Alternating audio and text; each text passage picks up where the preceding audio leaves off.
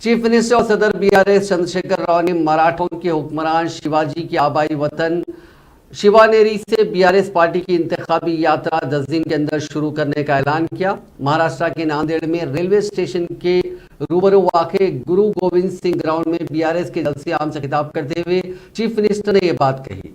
TRS से BRS में तब्दील होने के बाद आज पहली मर्तबा इस पार्टी का जलसे आम महाराष्ट्र के नांदेड़ में मुनक़िद हुआ, जहां हजारों अफराद ने शिरकत की। इस मौके पर खिताब करते हुए केसीआर ने कहा कि महाराष्ट्र के 288 असेंबली हलकों में बीआरएस की इलेक्शन यात्रा का एक ही मर्तबा आगाज होगा। उन्होंने कहा कि तमाम असेंबली हलकों में एक ही मर्तबा बीआरएस की इंतखाबी गाड़ियों को झंडी दिखाकर रवाना किया जाएगा। उन्होंने कहा कि महाराष्ट्र के हर गांव में बीआरएस की किसान कमेटियों को भी तश्कील दिया जाएगा।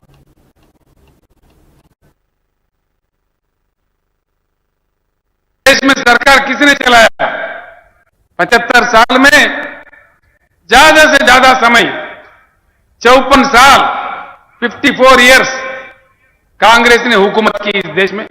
16 साल नंबर 2 स्थान पे भाजपा हुकूमत किया।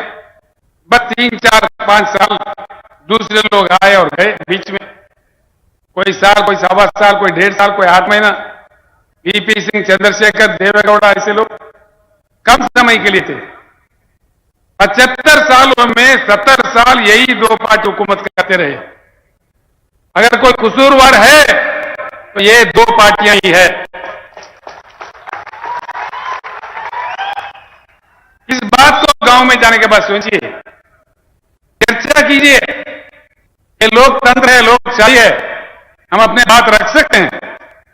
हमारे संविधान इतना अधिकार हमें दिया है, ये हम किसी के व्यक्ति के ऊपर निंदा नहीं कर रहे हैं। जो इतिहास चला उसको साफ बता रहे हैं। अब देखिए, कुछ हल निकला, कुछ समाधान निकला। कांग्रेस गया, बीजेपी आया, भाई वही भाषणबाजी।